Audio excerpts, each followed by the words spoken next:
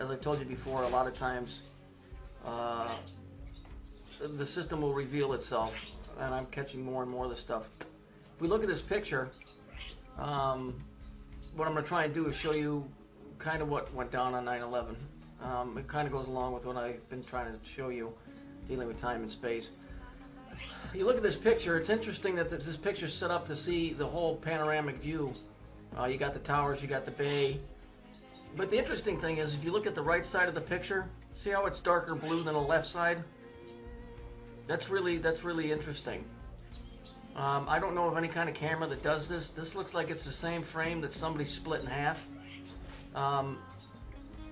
Or a mirror image, which is interesting, mirror image. There's a lot of meaning behind that as far as the occult goes, but we'll try and keep that off to the side for right now. So we can see the trail of the boat going from the center of the bay off to the lower right-hand side. So everything looks, if you look close, it looks like it's lined up. Yeah?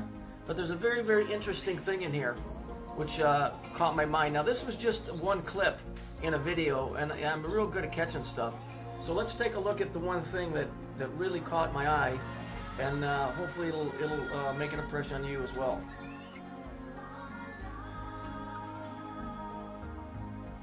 If we cue in on this is a barge, I believe. It's full of gravel and sand and piles.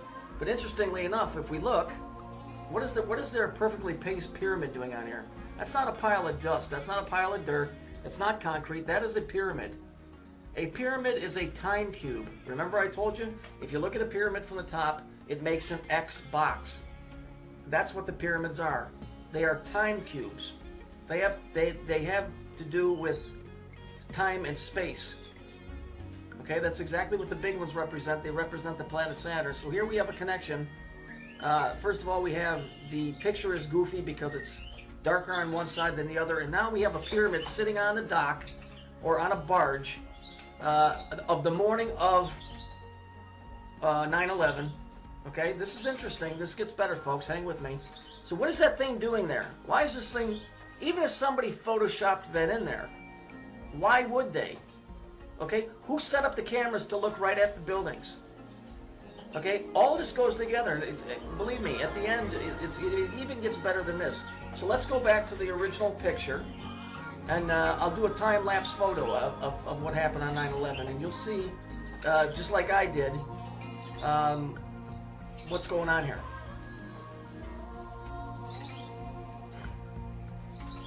Now I want you to make sure that you keep your eyes on the pyramid. You see it? It's on the dock in front of you, the lower left-hand corner. You see that pyramid? Keep your eyes on it, and I'll do it. I'm going to go ahead and do the time photo lapse here. You'll see the towers, they get hit, they come down, they turns into nighttime, but something very interesting happens. Okay? So let's watch that.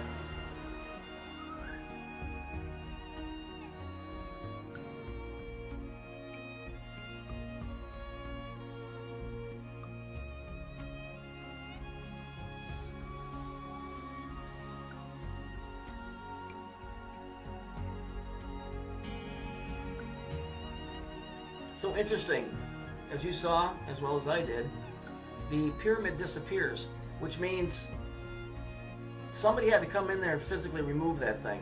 And I said, even if that was photoshopped in, somebody had to go into the film and erase it. I don't believe it was photoshopped in, because when you see the next thing, all these three things are all gonna come together.